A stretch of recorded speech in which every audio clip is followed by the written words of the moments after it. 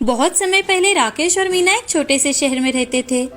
उनको एक रमन नाम का बेटा और रीना नाम की बेटी थी। राकेश और मीना दोनों जॉब करते थे और उसी कारण वो दोनों अपने बच्चों को कभी भी वक्त नहीं दे पाते थे। इसीलिए उनके बच्चे भी पढ़ाई में बहुत ज्यादा कमजोर थे। एक दिन स्कूल के प्रिंसिपल राकेश को कॉल करते हैं और राकेश से, राकेश, आपके बच्चों का पढ़ाई में बिल्कुल भी ध्यान नहीं है। उनको इस साल बहुत कम मार्क्स मिले हैं। अगर अगली बार भी ऐसा ही हुआ तो मैं दोनों को स्कूल से निकाल दूंगा।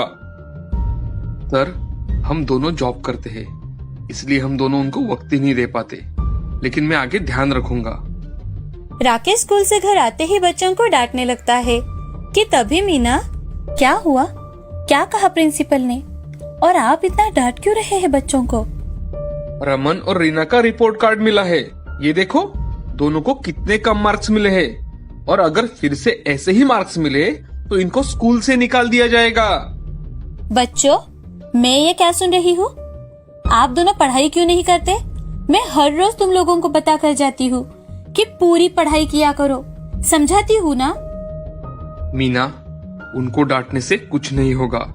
मुझे लगता है तुम अपना जॉब छोड़ दो और बच्चों पर ध्यान दो। क्या ये तुम बोल रहे हो राकेश?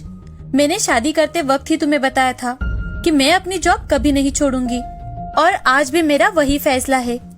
मीना, लेकिन बच्चों की तरफ ध्यान कौन देगा? हम दोनों इतनी देर तक बाहर रहते हैं, उन पर भी थोड़ा ध्यान देना चाहिए ना। तुम कल ही उनके लिए नई ट्यूशन देखो और वहाँ पर जाकर वो पढ़ाई करेंगे, लेकिन मैं अपनी जॉब नहीं छोड़ सकती। तुम्हें जो सही लगे वो करो, मुझे कुछ नहीं पता। मीना गुस्से में अपने रूम में चली जाती है और दोनों बच्चे भी रूम में चले जाते हैं। तभी रमन, रीना, हमारे मम्मी पापा का तो हमारे लिए वक्त ही नहीं है, लेकिन हम दोनों हमेशा एक दूसरे के साथ रहेंगे, एक दूसरे का साथ देंगे। हाँ भैया। दोनों भाई बहनों को बहुत बुरा लगता है। वो एक दूसरे के गले लगते हैं और थोड़ी ही देर में वो अपने अपने बेड पर जाकर सो जाते हैं। अब एक दिन रीना अपने पापा से, पापा, अगले हफ्ते हमें छुट्टियां लग जाएंगी, तो हम चाहते हैं कि कुछ दिन दादा दादी के पास रहने जाए। आप हमें छोड़ दो ना वहाँ पर। ठीक है बेटा, अगर रमन भी तैयार है तो मैं तुम दोनों को अगले संडे ही छोड़ कर आता हूँ। बेटा, लेकिन तुम दोनों रहोगे ना दादा दादी के पास? हाँ माँ, आप स्कूल शुरू होने से पहले हमें लेने आ जाना। ठीक है। अगले ही संडे राकेश और मीना बच्चों को लेकर गांव में जाते हैं। बच्चे भी अपने दादा दादी से मिलकर बहुत ज्यादा खुश थे। बच्चों को छोड़कर राकेश और मीना शहर वापस आ जाते हैं। अब बच्चे अपने दादा दादी के साथ मजे से रहने लगते हैं। उनके आसपास के बच्चों के साथ जान पहचान हो जाती है और वो उनके साथ खेलने लगते हैं। खेलते खेलते एक दिन रीना और रमन गांव में घूमने जाते हैं। तभी उन्हें एक बहुत पुराना मकान दिखाई देता है।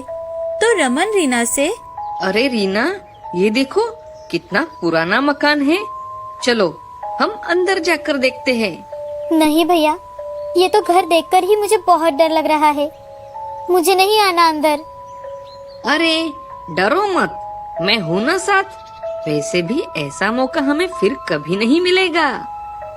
ठीक है, आप कहते हो तो चलिए। रमन और रीना दोनों दरवाजा खोलकर अंदर घुसते हैं तो अंदर से कुछ बच्चे और टीचर की आवाज सुनाई देती है। वो अंदर जाकर देखते हैं तो सामने का नजारा देख डर जाते हैं। वहाँ पर उन्हें एक चुड़ैल टीचर भूतिया बच्चों को पढ़ाती नजर आती है। वो दोनों बहुत डरे हुए थे कि तभी भूतिया टीचर बच्चों से, आओ आओ रमन, रीना, अभी क्लास शुरू होने वाली ही है, चलो क्लास में जाकर बैठो। लेकिन हम कैसे? रमन और रीना इतने ज्यादा डर जाते हैं कि डर के मारे वो वहाँ से भाग ही नहीं पाते और उन भूतिया बच्चों के साथ पढ़ने लगते हैं। भूतिया टीचर भी बच्चों को बहुत मन लगाकर पढ़ाती है। रमन और रीना भी बहुत मन लगाकर पढ़ते हैं और उनके पास से अपने सारे डाउट्स भी क्लियर करवाते हैं। शाम को उनके स्कूल खत्म होते ही भूतिया टीचर, बच्चों, कल भी वक्त पर स्कूल पहुँच जाना, और हाँ, एक बात का ध्यान रखना, किसी को ये बात पता ना चले कि तुम यहाँ पढ़ाई करने आते हो, नहीं तो तुम्हें कोई यहाँ नहीं आने देगा। रमन और रीना बातें करते करते और खेलते खेलते घर पहुँच जाते हैं। तो उनकी दादी, अरे बच्चों, कहाँ पर थे दिन भर? पूरा दिन खेलने में गुजारते हो। दादी, हम तो यहीं पर थे। हम बच्चों के साथ खेल रहे थे। घर पर बताकर जाना चाहिए बेटा, हम कितने चिंता में पड़ जाते हैं। अब रात के समय खाना खाकर दोनों बच्चे सो जाते हैं। दूसरे दिन सुबह जल्दी उठकर नहा धोकर तैयार होकर वो दोनों दोपहर होने का इंतजार कर रहे थे। अब दोपहर होते ही दोनों बच्चे खेलने जा रहे हैं ये बताकर भूतों के स्कूल में जाते हैं। अब दोनों बच्चे हर रोज भूतिया स्कूल में जाने लगे और साथ ही साथ पढ़ाई भी करने लगे।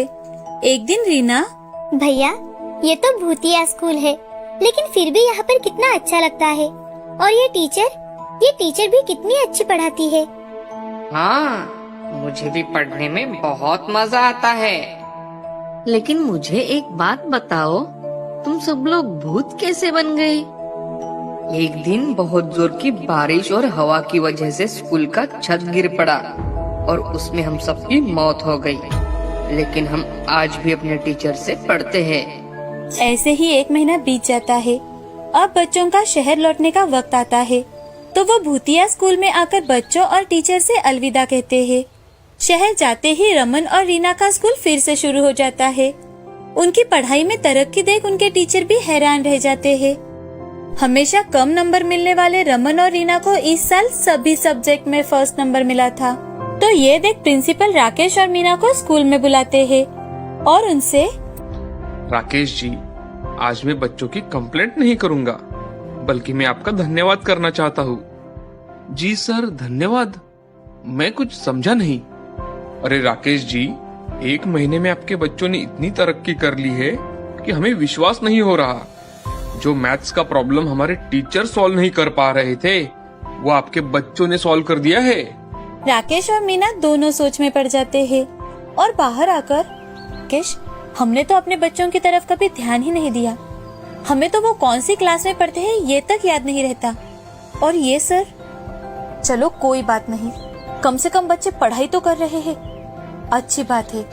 अब घर आते वक्त राकेश और मीना बच्चों के लिए आइसक्रीम और चॉकलेट्स लेकर आते हैं और बच्चों से प्यार से बातें करने लगते हैं कि तभी मीना, रमन, रीना, गांव में दादा दादी ने क्या जादू किया है तुम पर? प्रिंसिपल बहुत तारीफ कर रहे थे तुम दोनों की पढ़ाई की, लेकिन बच्चे उन्हें कुछ भी नहीं बताते। मीना उससे बार बार पूछती है, लेकिन वो कुछ भी नहीं कहते। अब रात के समय रीना और रमन दोनों बातें कर रहे थे। कितने अच्छे दोस्त और टीचर थे वहाँ पर।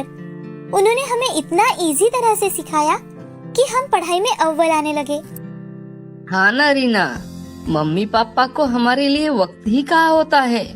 अब कुछ दिन यूं ही बीत जाते हैं। एक दिन मीना घर पर ही थी और तभी रमन और रीना बातें कर रहे थे।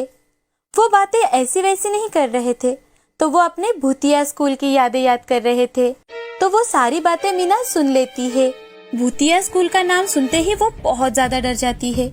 उसके तो हाथ पांव कांपने लगते हैं। अब वो बड़ी हिम्मत के साथ राकेश और रीना के सामने जाकर उनसे, क्या तुम लोग कौन से भूतिया स्कूल के बारे में बात कर रहे हो? रीना, रमन, बताओ मुझे। अब रीना और रमन मीना को सारी बात बताते हैं। बच्चों, हमें माफ कर दो बेटा, हमने पूरी जिंदगी सिर्फ पैसा और पैसे के लिए नौकरी की, लेकिन तुम दोनों को जो प्यार चाहिए था वो कभी नहीं दिया और वो भूतिया स्कूल से तुम लोगों को मिला। ये जानकर हमें बहुत बुरा लग रहा है।